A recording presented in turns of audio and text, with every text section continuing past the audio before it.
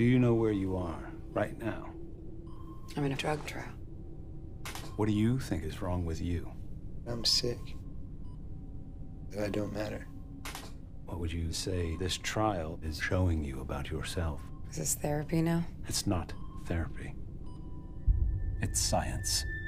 With the announcement earlier today that Cary Fukunaga will be taking over the gig vacated by Danny Boyle to direct the next James Bond flick, the launching of Maniac tomorrow on Netflix may seem at first like a career footnote or an elongated 007 audition tape by the true detective Helmer. And that would be a shame, for the meticulously crafted and vividly executed dreamscape 10-episode Emma Stone and Jonah Hill-led Maniac from the Beasts of No Nation director and leftover writer Patrick Somerville. Because the alternative NYC, which feels very 1980s I might add, set pharmaceutical trial sibling multi-genre series based on a Norwegian property is wicked good. Weird, a roadhog for the eyes, but intentionally deceptive. A bit like, for instance, the most recent iteration of David Lynch and Mark Frost's Twin Peaks, and the Damon Lindelof and Tom Perrotta HBO show starring Justin Theroux, who, by the way, shows up here with Sally Field as his bespectacled best-selling mother. Once you begin to appreciate the structure of the mind, there's no reason to believe that anything about us can't be changed. Pain can be destroyed. The mind can be solved.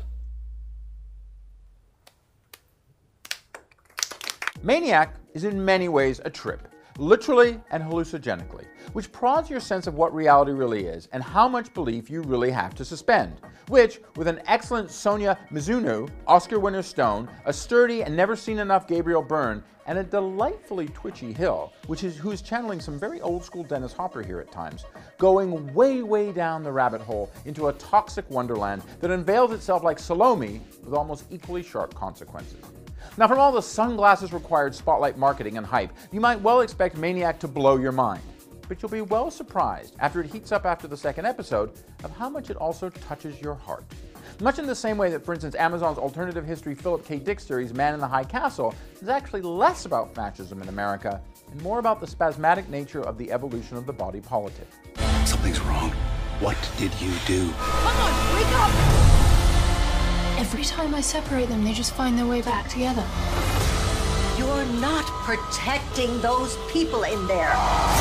Planting his considerable collection of aesthetic Lego once again in the writer's playground of peak TV, Fukunaga, like he did in the first season of True Detective, builds a sturdy argument for the small screen now as a director's medium too. In the right hands, of course. Now at this point, because I don't really like doing spoilers, with episodes at varying and compact lengths, an exuberant pace, especially towards the end, to all the trips, pain, TMS-like therapy, big pharma, and little-souled twists, I will simply quote Theroux's white-coated character and say, I believe I've said everything I need to say.